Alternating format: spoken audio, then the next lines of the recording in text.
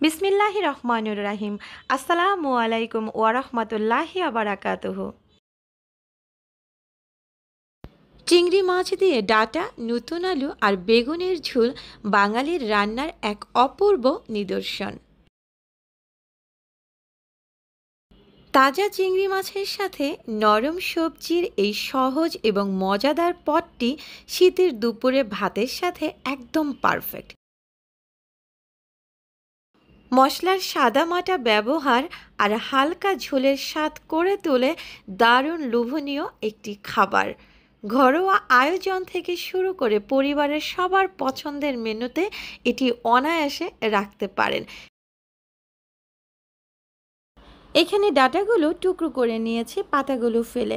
ডাঁটাগুলো কিন্তু আপনারা দেখেই বুঝতে পারছেন কতটা মোটা মোটা সাইজের। এরকম মোটা সাইজের ডাঁটাগুলো দিয়ে গরুর মাংসের ঝোল কিন্তু অসাধারণ লাগে খেতে। শীতের দুপুরে গরম ভাতের সাথে এই গ্রামীণ রেসিপিটি খেতে অসাধারণ লাগে। যারা কখনো খাননি তারা একবার হলো ট্রাই করে দেখবেন।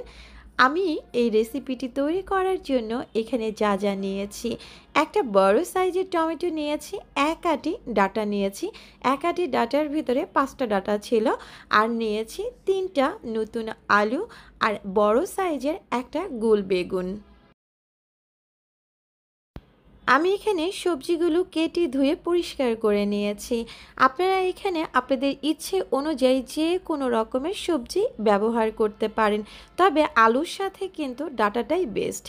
এবার রান্না করার জন্য চুলাতে আমি একটা কড়াই বসিয়েছি আর হাফ কাপ পরিমাণ সরিষার তেল গরম করে 1 চা চামচ পরিমাণ আস্ত জিরার ফোড়ন দিয়ে দিলাম।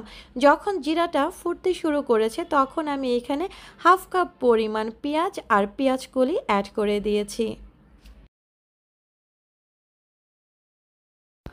নাড়াচাড়া করে সাথে অ্যাড করে দিলাম টমেটো টুকরোগুলো আর দিয়ে দিচ্ছি স্বাদ মতো লবণ। এতে করে পেঁয়াজ আর টমেটোটা খুব তাড়াতাড়ি সিদ্ধ হয়ে যাবে। এবার নাড়াচাড়া করে মিক্স করে দিচ্ছি আর মিডিয়াম আঁচে আমি প্রায় 7 থেকে 8 মিনিটের মতো রান্না করে নিয়েছি।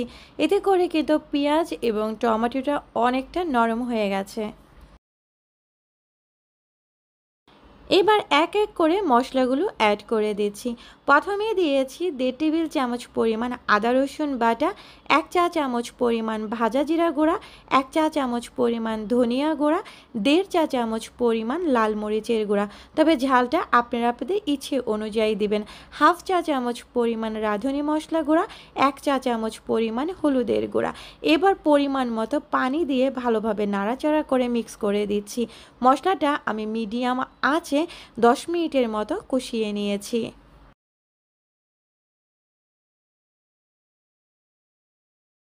মশলাটা কিন্তু ভালোভাবে কষানো হয়ে গেছে। এখন আমি এখানে দিয়ে দিচ্ছি আগে থেকে পরিষ্কার করে রাখা চিংড়ি মাছগুলো। রক ফেলে কিভাবে চিংড়ি মাছ পরিষ্কার করতে হয় তার কয়েকটা ভিডিও কিন্তু আমার রান্নার চ্যানেল নিপা কুকিং হাউসে দেয়া আছে, আপনারা চাইলে দেখে নিতে পারেন। এবার চিংড়ি মাছটা কিন্তু আমি প্রায় 6 থেকে 7 মিনিটের মতো কষিয়ে নিয়েছি। মশলাটার গায়ে থেকে তেলটা ছেড়ে দিয়েছে। এখন আমি দিয়ে দিচ্ছি আগে থেকে কেটে ধুয়ে পরিষ্কার করে রাখা সবজিগুলো।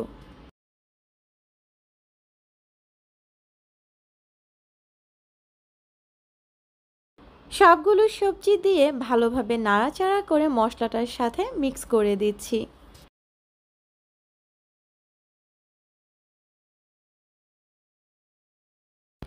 আমি কিন্তু এখানে বেগুনটা বড় করে টুকরো করে নিয়েছি, কারণ বেগুন অনেক নরম টাইপের সবজি আর খুব তাড়াতাড়ি দেখবেন মিশে যাচ্ছে, যার কারণে একটু বড় করে কেটে নিয়েছি। আপনারা কেউ চাইলে ছোটো করেও কেটে নিতে পারেন।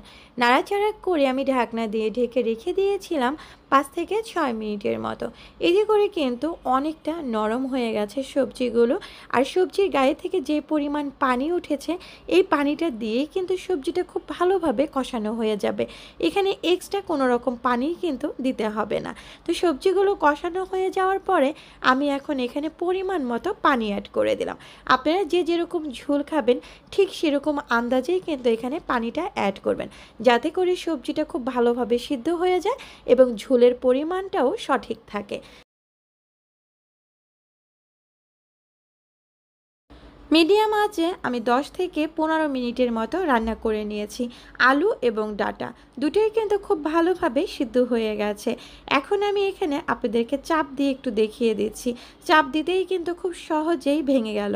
এখন দিয়ে দিলাম আস্ত প্রায় 8 থেকে 9টা কাঁচামরিচ। আপনারা কেউ চাইলে কিন্তু কাঁচামরিচটা ফালি করেও দিতে পারেন।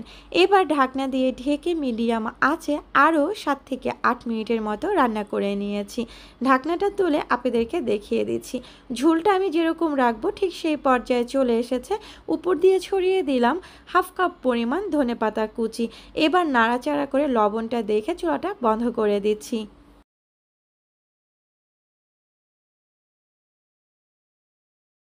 আগেই বলেছিলাম যে যার ইচ্ছে মতো ঝোলটা এখানে রাখতে পারবেন। আর এই তরকারিটা এতটা মজার হয় সেটা বলে বোঝানোর মতো না। চুলাটা কিন্তু আমি বন্ধ করে দিয়েছি। এবার আমি আপনাদেরকে একটু তুলে দেখাচ্ছি যে কতটা চমৎকার হয়েছে।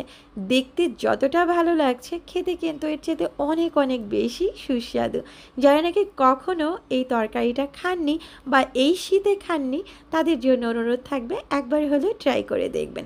আজকে তাহলে আর কোনো কথা নয়, আবার দেখা হবে সামনে যে কোনো আরেকটা নতুন রেসিপি নিয়ে। সেই পর্যন্ত আপনারা সবাই অনেক ভালো থাকেন সেই প্রত্যাশায় বিদায় নিচ্ছি। আল্লাহ হাফেজ।